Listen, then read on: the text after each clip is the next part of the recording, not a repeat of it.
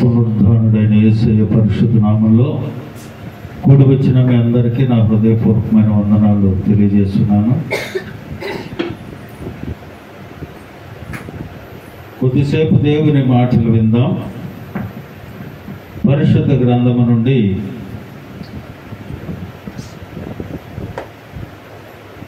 ఎఫెసీ పత్రిక 3వ అధ్యాయము 10-11 వచనాలు చదువుకుందాం. ఎఫెసీ పత్రిక 3వ అధ్యాయము 10-11 వచనాలు. ఏ విధము చేతనైనను మృతులలో నుండి నాకు పునరుద్ధానము కలుగవలెనని ఆయన మరణములో సమానుభవము గలవాడనై ఆయనను ఆయన పునరుద్ధాన బలమును ఎరుగు నిమిత్తము ఆయన శ్రమలలో పాలివాడగుట ఎట్టిదో ఎరుగు నిమిత్తమును సమస్తమును పెంటతో సమానముగా ఎంచుకొనుచున్నాను. చిన్న ప్రార్థన చేద్దాం. ప్రభువా నీకు వందనాలు.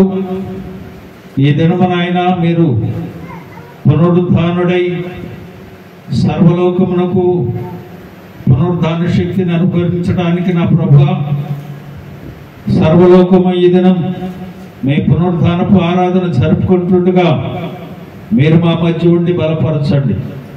ప్రభువా నీ పునరుద్ధానంలో ఉన్న శక్తిని పొందుకునే విధానం నీ లేఖనాల ద్వారా మాకు బయలుపరిచి భద్రపరిచి నీ పునరుద్ధానపు శక్తిని మాకు అనుగ్రహించి మహిమ పొందమని మా ప్రభు అయిన యేసయ్య పరిశుద్ధ నామంలో అడిగి వేడుకొనుచు ప్రార్థిస్తున్నాను మా పరమ తండ్రి, ఆమేన్. ప్రియమైన దేవుని బిడ్డలారా, ఈ దినం సర్వలోకము యేసయ్య పునరుద్ధాన ఆరాధన జరుగుతూ ఉంది. అయితే లూకాసు వార్తలో 24వ అధ్యాయము 5వ వచనంలో మనం చూసుకున్నట్లయితే అక్కడ కొంతమంది వెళ్ళి యేసు ప్రభువును వెతకటానికి సమాధుల యొద్దకు వెళ్ళారు. అక్కడ చెప్పబడుతున్న మాట ఏమిటంటే, సజీవుడైన వారిని మీరెందుకు మృతులలో వెతుకుతున్నారు అని అంట ముందు వాక్యం. ఈ దినము చూడండి, ఆరాధనలో దేవుని సన్నిధిలో ఉండవలసిన వారు సమాధుల దగ్గర ఉంటారు. ఏముంది అక్కడ? ఆయన చనిపోక ముందే చెప్పాడు, నేను 3వ దినం లెగుస్తాను అని. కానీ జనాలు సమాధిలోనికి వెళ్ళి ఎత్తుకుతున్నారు. సమాధిని చూశారు, అది ఖాళీగానే కనిపించింది. ఆయన చెప్పిన రీతిన వెతుకుతా ఉన్నాడు వీరు, కానీ ఆయన వారు అక్కడే ఉన్నాడు కానీ వారికి కనిపించట్లా. ఆయన అట్ట ఉన్నారు కదా, ఆయన వారికి కనిపించట్లేదు. వెళ్ళిన వారు ఆయన అడుగుతున్నారు, ఆయన అక్కడే ఉన్నాడు కానీ ఆయన కనిపించట్లా. ఆ 24వ లూకాసు వార్తలోనే యెరూషలేము నుండి అమ్మాయి గ్రామానికి బయలుదేరి వెళుతున్న 2 మనుషుల మధ్యన కూడా యేసు ప్రభు వారు పునరుద్ధానుడై వారితో వెళ్తానే ఉన్నారు, వారితోనే మాట్లాడుతూనే ఉన్నాడు. కానీ యేసయ్యను గుర్తుపట్టలేని పరిస్థితి. ప్రియమైన దేవుని బిడ్డలారా, ఈ 40 దినాల ఆరాధన చేస్తున్నాం, మేము పునరుద్ధాన శక్తిని పొందుకుంటున్నాం, పునరుద్ధాన బలాన్ని మేము పొందుకుంటున్నాం అని అనుకుంటున్నారే కానీ, దేవునిని ఆరాధిస్తున్నాం అనుకుంటున్నారే కానీ, ఆయన మన మధ్య ఉంటున్నప్పటికీ ఆయన గుర్తించలేని పరిస్థితి. ఎందుకని వీరు సమాధుల్లోకి వెళ్ళి ఎత్తుకుతున్నారు? అక్కడ ఏముంది చెప్పండి.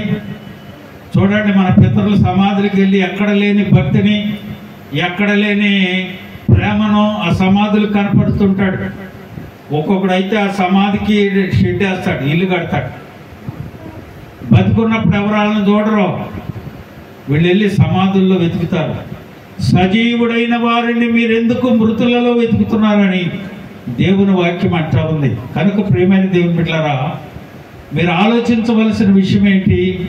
వారికి దేవుడు ఎందుకు కనిపించట్లేదు అని అంటే, చక్కని మాట కొరింథీ సంఘానికి రాసు 2వ కొరింథీ 4:4లో పేతురు గారు ఒక మాట చెప్తారు. అక్కడ ఏమని ఉంటుందంటే, దేవుని స్వరూపి అయిన క్రీస్తు యొక్క మహిమను కనపరచు సువార్త ప్రకాశము వారికి ప్రకాశింపకుండు నిమిత్తము ఈ యుగ సంబంధమైన దేవత అవిశ్వాసులైన వారి మనోనేత్రములకు గ్రుడ్డితనము కలుగు చేస్తా ఉంది. హల్లెలూయా. యేసయ్యని చూడలేదు, వీళ్ళు సమాధుల్లోకి వెళ్తా ఉన్నారు, సమాధుల్లోకి వెళ్ళి ఎతుకుతున్నారు. యేసయ్యని వెతకవలసింది ఎక్కడా? నేను లేచాను, నేను పునరుద్ధరణ అవుతాను అని ముందుగానే చెప్పిన వీరు వెళ్ళి సమాధుల్లో వెతుకుతారు. ఆ సమాధుల్లో ఏముంది? యేసయ్యని చూడకుండా వీడి మనోనేత్రములో గుడ్డితనము దేవత, ఈ యుగ సంబంధమైన దేవత వీరి మనోనేత్రములకు గుడ్డితనము కలుగజేసి దేవుని యొక్క మహిమను, దేవుని యొక్క ప్రత్యక్షతను వారు చూడకుండా చేస్తుందని చెప్పినా కానీ మనుషులు గుర్తించలేని పరిస్థితి. ప్రియమైన దేవుని బిడ్డలారా, అపోస్తలుడైన పౌలు అంటాడు కదా కొలస్సీ పత్రికలో 3వ అధ్యాయము 1 నుంచి 4 వరకు మనం చదువుకున్నట్లయితే, మీరు క్రీస్తుతో కూడా లేపబడిన వారైతే, క్రీస్తుతో కూడా లేపబడాలట. ఒక విశ్వాసి క్రీస్తుతో కూడా లేపబడాలట. మీరు క్రీస్తుతో కూడా లేపబడిన వారైతే పైనున్న వాటినే వెతుకుడి, అక్కడ క్రీస్తు దేవుని కుడి పార్శ్వమున కూర్చుండి ఉన్నాడు. పైనున్న వాటి మీదనే గాని భూ సంబంధమైన వాటి మీద మీ మనస్సు పెట్టుకొనకుడి. ఏలయనగా మీరు మృతి పొందితిరి, మీ జీవము క్రీస్తుతో కూడా దాచబడి ఉన్నది. ఎక్కడుందంట? మన జీవం ఎక్కడుంది? క్రీస్తుతో కూడా దాచబడి ఉన్నదట. వారికి జీవమై ఉన్న క్రీస్తు ప్రత్యక్షమైనప్పుడు మీరు కూడా ఆయనతో కూడా మహిమయందు ప్రత్యక్షపరచబడుదురు. హల్లెలూయా. ప్రియమైన దేవుని బిడ్డలారా, క్రీస్తు యొక్క ప్రత్యక్షతను మీరు చూడాలి అని అంటే, క్రీస్తు పునరుద్ధారపు శక్తిని మీరు పొందుకోవాలి అని అంటే, అపోస్తలుడైన పౌలు చెప్తారు, మీరు క్రీస్తుతో కూడా లేపబడాలి. లేపబడాలి అని అంటే చనిపోవాలిగా, చనిపోవాలంటే శ్రమ పడాలిగా. చూడండి, కొన్ని విషయాలు చెప్పి మీకు దేవుని వాక్యాన్ని ముగిస్తాను. క్రీస్తు యొక్క ప్రత్యక్షతను, ఆయన పునరుద్ధారపు శక్తిని, బలమును మనం పొందుకోవాలంటే క్రీస్తుతో కూడా శ్రమ పడాలి, క్రీస్తుతో కూడా సిలువ వేయబడాలి, క్రీస్తుతో కూడా మరణించాలి, క్రీస్తుతో కూడా భూస్థాపన చేయబడాలి, క్రీస్తుతో కూడా లేపబడాలి. హల్లెలూయా. ఇదేంటండి క్రీస్తుతో కూడా అంటే? శ్రమ పడాలంటే ఇప్పుడు మేము కూడా కొరడాలతో కొట్టించుకోవాలా? మేము కూడా తన్నించుకోవాలా? సిలువను మోయాలా? సిలువ వేయబడాలా? భూస్థాపితం చేయబడాలా? ఏంటి అని మీరు అనుకోవచ్చు. పరిశుద్ధ గ్రంథము సూటిగా తేటగా కొన్ని విషయాలు మనకు తెలియజేస్తూ ఉంది. మొట్టమొదటిగా క్రీస్తుతో శ్రమ పడాలి. ఇప్పుడు మనం చదువుకున్న లేఖన భాగంలో ఎఫెసీ పత్రిక 3వ అధ్యాయం 10-11 వచనాల్లో ఏమైంది? ఏ విధము చేతనైనను మృతులలో నాకు పునరుద్ధానం కలగవలెనని ఆయన మరణ విషయంలో సమానుభవము గలవాడనై ఆయనను, ఆయన పునరుద్ధాన బలమును ఎరుగు నిమిత్తమును, ఆయన శ్రమలలో పాలివాడగుటి ఎట్టిదో ఎరుగు నిమిత్తమును సమస్తమును పెంటతో సమానముగా ఎంచుకొనుచున్నాను. హల్లెలూయా. ఆయన శ్రమానుభవమును కలిగి ఉండాలి అని అంటే ఎట్టిదో ఎరుగు నిమిత్తము సమస్తమును పెంటతో సమానముగా నేను ఎంచుకున్నాను అని అపోస్తలుడైన పౌలు గారు సెలవిస్తా ఉన్నాడు. హల్లెలూయా. ప్రియమైన దేవుని బిడ్డలారా, నేను నీ కట్టడలు నేర్చుకున్నటువంటి నీ శ్రమలను, నేను నీ కట్టడలు నేర్చుకున్నట్లు శ్రమ పొంది ఉండుట నాకు మేలాయను అని అంటాడు.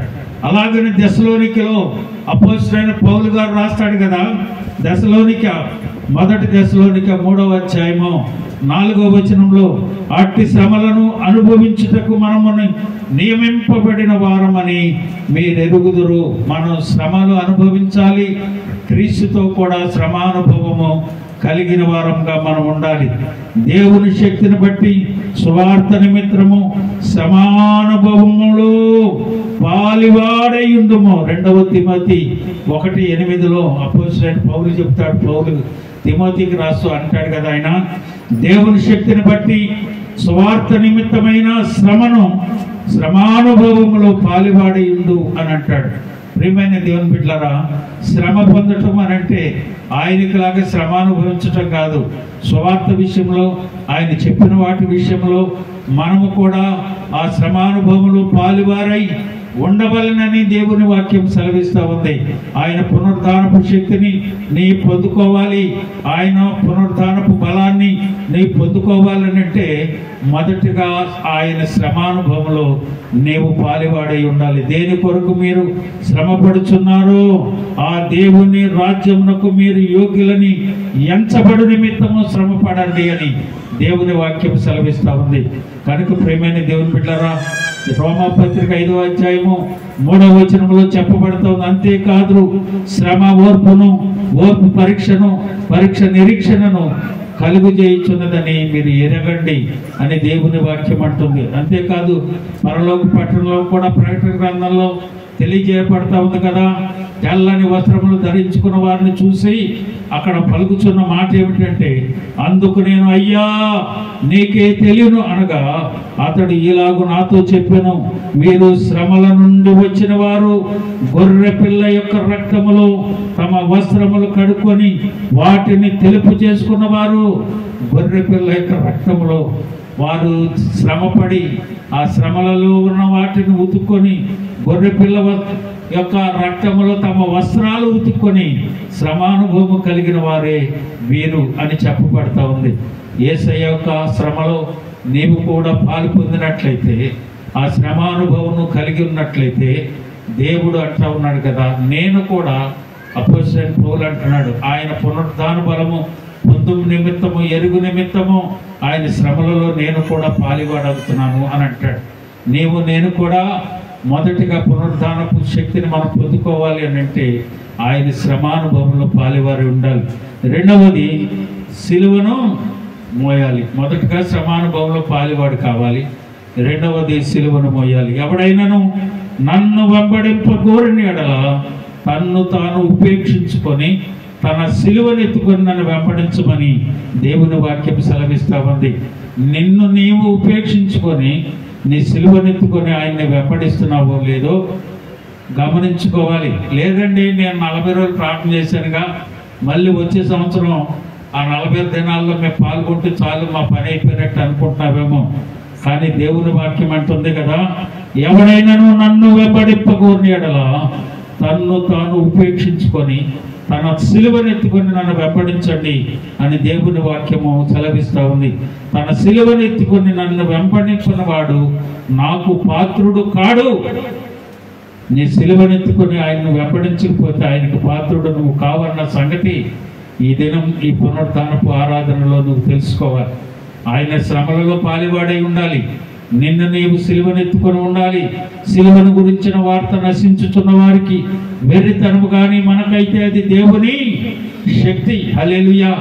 ఈ సిలువ పండగ మనం ఎక్కువ చేయాలి అసలు క్రైస్తవులు.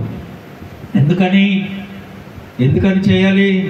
ఆయన మరణించకపోతే నీకు, ఆయన సిలువ రక్తం కార్చకపోతే నీకు విమోచన లేదు, పాప క్షమాపణ లేదు. ఆయన బలియాగం కాకపోతే నీవు పాప విమోచన కాదు, పాప బంధకాల నుంచి నువ్వు విడిపించబడవు. నీవు పాప బంధకాల నుంచి విడిపించబడాలి అని అంటే ఆయన సిలువ రక్తం కారవాలి. ఆయన పునరుద్ధానపు శక్తిని నువ్వు పొందుకోవాలి. ఆయన రాజ్య వారసులుగా నీవు ఉండాలి. హల్లెలూయా. చూడండి, 1 కొరింథీ పత్రిక 1వ అధ్యాయము 17వ వచనం చూడండి ఒకసారి. 1 కొరింథీ పత్రిక 1వ అధ్యాయం 17వ వచనం.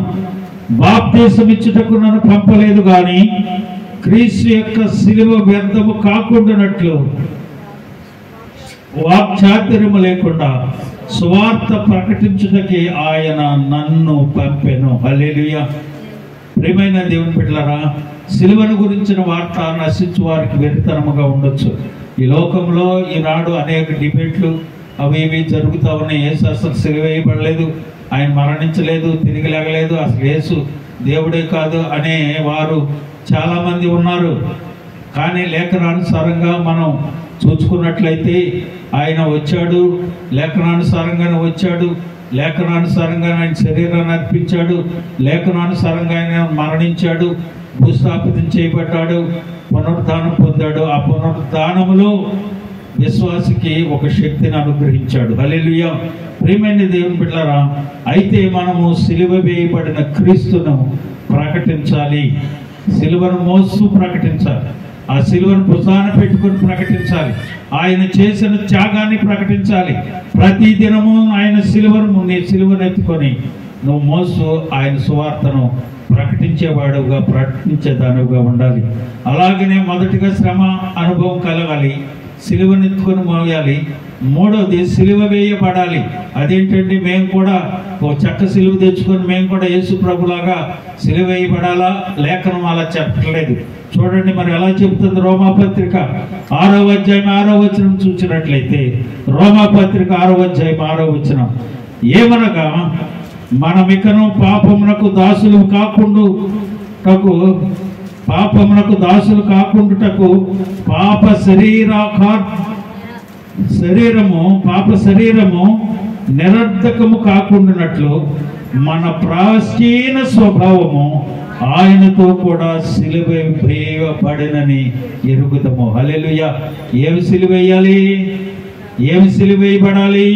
నీ ప్రాచీన స్వభావము, నువ్వు గతాన్ని సిలువకు కొట్టాలి, సిలువ వేయబడాలి, సిలువను మోయాలి, సిలువ వేయబడాలి. ఏవి సిలువ వేయబడాలి? నీ ప్రాచీన స్వభావం. ఇది వరకు నువ్వు నడిచిన విషయాలు, నడిచిన విధానం, నువ్వు నడిచిన తీరు, పాపంలో జీవించిన విధానాన్ని సిలువకు కొట్టాలి. ఏ విధము ఏలమనగా, మనం ఇక్కడ పాపమునకు దాసులము కాకుండుటకు పాప శరీరము నిరర్ధకమగునట్లు మన పాప శరీరము, మన పాప స్వభావము, ప్రాచీన స్వభావము ఆయనతో కూడా సిలువ వేయబడాలి. కనుక ప్రియమైన దేవుని బిడ్డలారా, ఏం సిలువ వేయబడాలట? ఏం సిలువ వేయబడాలి? నీ ప్రాచీన స్వభావము. అలాగనే గలతీ పత్రికలో అపోస్తలుడైన పౌలు గలతీయులకు రాస్తూ 2వ అధ్యాయం 20వ వచనములో, నేను క్రీస్తుతో కూడా సిలువ వేయబడి ఉన్నాను. ఏమన్నాడట ఆయన? నేను క్రీస్తుతో కూడా సిలువ వేయబడి ఉన్నాను, ఇకను జీవించువాడను నేను కాను, క్రీస్తే నా యందు జీవించుచున్నాడు. నేనిప్పుడు శరీరమందు జీవించుచున్న జీవితము నన్ను ప్రేమించిన నా కొరకు తన్ను తాను అప్పగించుకొనిన దేవుని కుమారుని వలని విశ్వాసము వలన నేను జీవించుచున్నాను. హల్లెలూయా. ప్రియమైన దేవుని బిడ్డలారా, ఈ పునరుద్ధానములో ఉన్న మాంతర్యాన్ని, పునరుద్ధానంలో ఉన్న శక్తిని నువ్వు పొందుకోవాలంటే నువ్వు కూడా సిలువేయబడాలి. నీ ప్రాచీన స్వభావము సిలువేయబడాలి. జీవించేవాడు నీవు కాక క్రీస్తు నీలో జీవించేవాడుగా ఉండాలి. క్రీస్తు నా యందు జీవించినట్లు నేనిప్పుడు శరీరమందు జీవించుచున్న జీవితము నన్ను ప్రేమించి నా కొరకు తను తాను అప్పగించుకున్న దేవుని కుమారుని అందలి విశ్వాసమును వలన నేను జీవించుచున్నాను. హల్లెలూయా. జీవించేవాడు నీవు కాదు, నీలో క్రీస్తు జీవించాలి. నీవు క్రీస్తులో జీవించాలి, క్రీస్తు నీలో కనిపించాలి. ప్రాచీన స్వభావం సిలువేయబడాలి. ఎన్ని సంవత్సరాలు నువ్వు 40 దినాలు చేసుకున్నా, ఎన్ని సంవత్సరాలు పునరుద్ధాన పండగలు చేసుకున్నా, ఎన్ని సంవత్సరాలు నువ్వు సిలువేస్తా ఉన్నా, క్రీస్తు నీలో జీవించకపోతే, ఆ పునరుద్ధాన శక్తిని నువ్వు పొందకపోతే, ఆ పునరుద్ధాన బలాన్ని నువ్వు పొందకపోతే ఆయన రాజ్య వారసును కాలేవు. కనుక గుర్తుంచుకోవలసిన విషయం, క్రీస్తు సంబంధులు శరీరమును దాని ఇచ్చలను దురాశలను చూడండి. అందరు తీసి చదవండి. గలతీ పత్రిక 5వ అధ్యాయము, గలతీ పత్రిక 5వ అధ్యాయము 24వ వచనం చదవండి. త్వరగా తీయండి, ముగించేస్తున్నా. క్రీస్తు యేసు సంబంధులు దేన్ని సిలువేయాలంట? శరీరమును దాని ఇచ్చలతోనూ దురాశలతోనూ సిలువ వేయబడి ఉన్నారు. హల్లెలూయా. నేను సిలువ వేయబడ్డానయ్యా అన్నవాళ్ళు చెప్పండి, దేవుని స్తోత్రం చెప్పండి. హల్లెలూయా. దేనితో సిలువ వేయబడాలి? నువ్వు క్రీస్తు యేసు సంబంధివి నువ్వైతే, పునరుద్ధానపు శక్తిని నువ్వు పొందుకోవాలి అంటే శరీరమును, క్రీస్తు యేసు సంబంధులు శరీరమును దాని ఇచ్చలతోనూ దురాశలతోనూ సిలువ వేయబడి ఉన్నారు. ప్రియమైన దేవుని బిడ్డలారా, ఈ సిలువ ధ్యాన కూడికలు 40 రోజులు చేసుకున్నాం, పునరుద్ధాన పండుగ రోజు చేస్తున్నాం. మరలా వచ్చేంత వరకు మనం దాన్ని పట్టించుకో. కానీ ఆ శక్తిని, ఈ శిలువ శక్తిని నువ్వు పొందుకుంటే, ఈ పునరుద్ధానపు శక్తిని నువ్వు పొందుకుంటే నీవు ఇహలోకపరమైన వాటిని చూడవు, క్రీస్తు నీలో కనిపిస్తాడు, నీవు క్రీస్తులో జీవిస్తావు. హల్లెలూయా. ప్రియమైన దేవుని బిడ్డలారా, చూడండి గలతీ పత్రిక 6వ అధ్యాయం 14వ వచనం. అయితే మన ప్రభు అయిన యేసు క్రీస్తు శిలువ యందు తప్ప మరి దేని యందును అతిశయముంచుట నాకు దూరమగును గాక.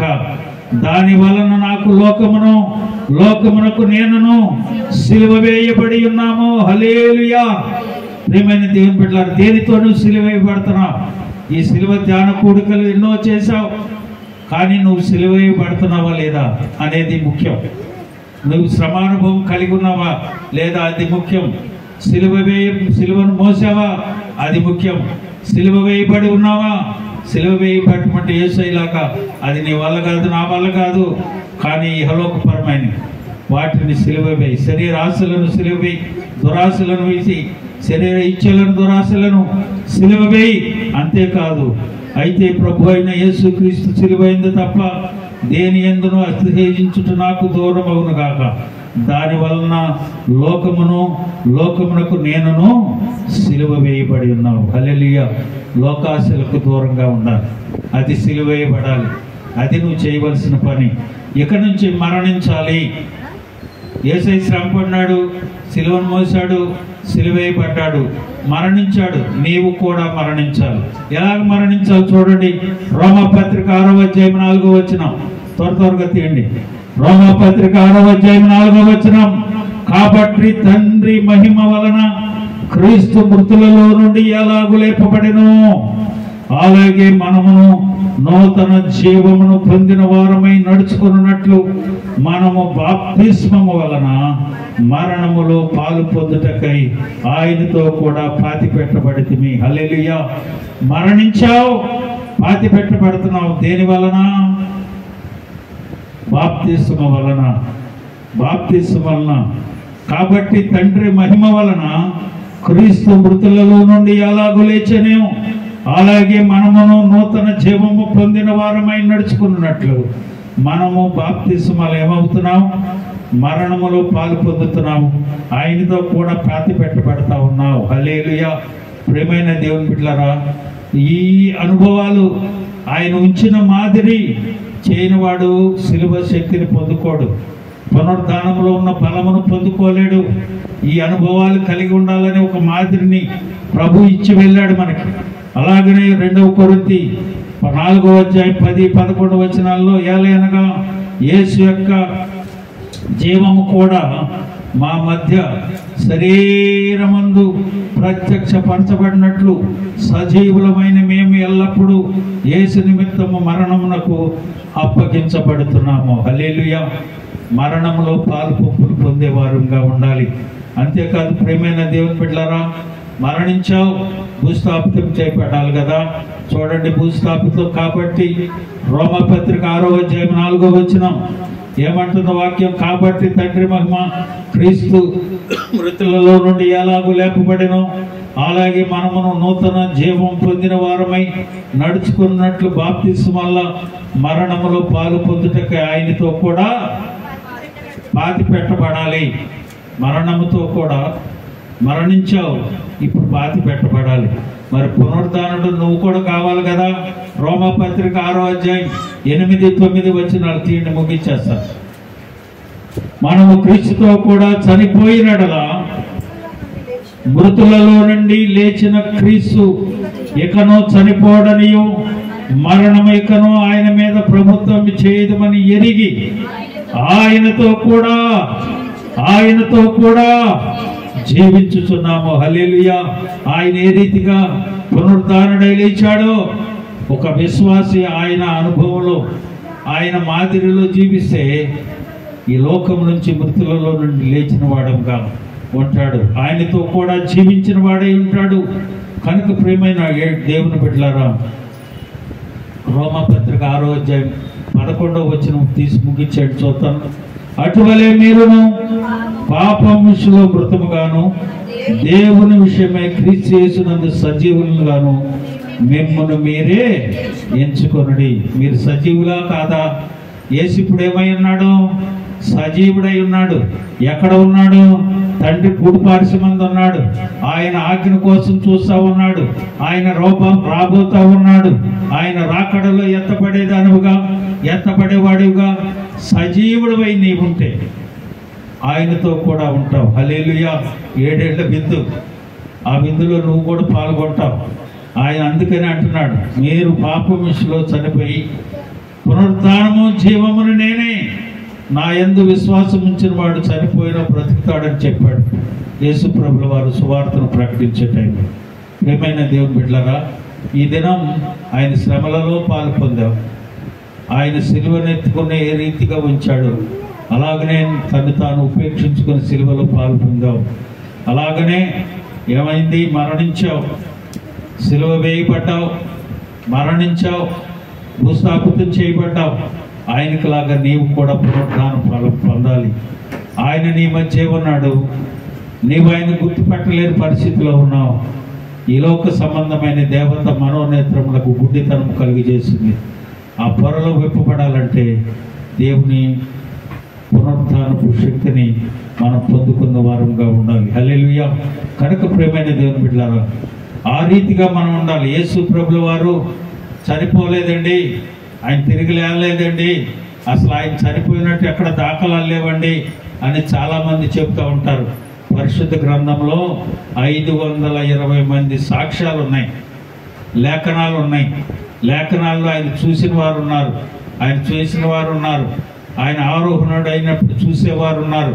40 దినాలు భూలోకంలో ఆయన పునరుద్ధానుడై నిలిచి అనేక కార్యాలు చేశాడు. అన్నిటినీ సాక్ష్యాలు పరిశుద్ధ గ్రంథంలో ఉన్నాయి. అనేకులు అయ్యే పుక్కిటి పోగలలాగా అనుకొని చెప్పే విధంగా కాదు. అంతేకాదు, మగ్దలేని మరియా, హోసన్న, సుసన్న, సలోమి, ఇతర స్త్రీలు, పేతురు, యమ్మాయి, గ్రామస్తులు, అంతేకాదు మేడగదిలో ఉన్న వారు 10 మంది శిష్యులు, యెరూషలేములో 11 మంది ఆయన ఉన్నప్పుడు, గలిలయలో ఆయన సంచరించినప్పుడు పౌలు చూశాడు. మత్తయి, యూస్తు అనే యోసేపు, వీరందరూ ఉన్నారు. 520 మంది చూసినట్లుగా పరిశుద్ధ గ్రంథంలో లిఖితం కాబడింది. ఈరోజు లేదు, కుదరదు, లేదు ఆయన లేగలేదు, అసలు చచ్చిపోలేదంటే కుదరదు. లేఖనం చెప్తుంది, వాడు ఎవడు ఏమనుకున్నప్పటికీ క్రీస్తు పునరుద్ధానుడు అవుతాం ఎంత నిజమో ఒక విశ్వాసి ఆయన మాదిరిని చూపి ఆయన రాకడకు సిద్ధపడి ఉండి ఆయనతో కూడా లేపబడి ఆయన రాకడలో ఎత్తబడిలాగా మనందరము ఆ రీతిగా ఉన్నాం. దేవుడి మాటలు దీవించి ఆశీర్వదించి